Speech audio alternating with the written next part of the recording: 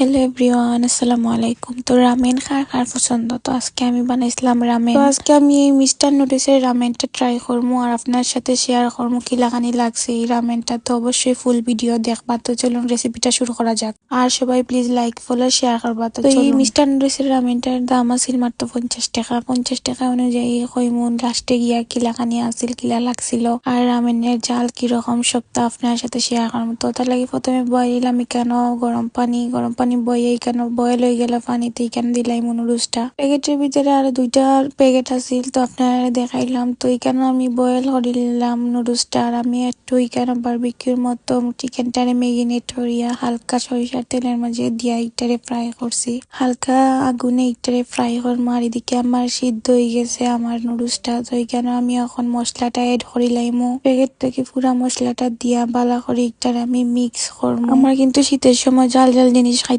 বেশি ভালো লাগে আর রামেন তো জাল, তাই ওটার লাগে শীতের সময় খাইতেও ভালো লাগে আর আপনারাও ট্রাই করবা। তো এদিকে আমার চিকেনটারও আমি উল্টাইয়ে দিলাম যাতে ওই সাইডটাও ভালো করে হয়ে যাক। তারপরে ওই দেখেন আমার চিকেনটাও হয়ে গেছে। তখন আমি চিকেনটা এখানে দিলাইলাম আর আমি একটা ডিম সিদ্ধ করছিলাম, ডিমটারও সুন্দর করে সাজাই লইলাম আর উপরে দিলাইলাম সাদা তিল। তো হয়ে গেছে আমার রামেন। তো কিলা লাগছে সবাই জানাইবা। আর এই রামেনটা অত জাল কিতা কইতাম, বাসাতে একবার হইলো ট্রাই করবা, অনেক মজা। তো সবাই ট্রাই করবা। আসসালামু আলাইকুম।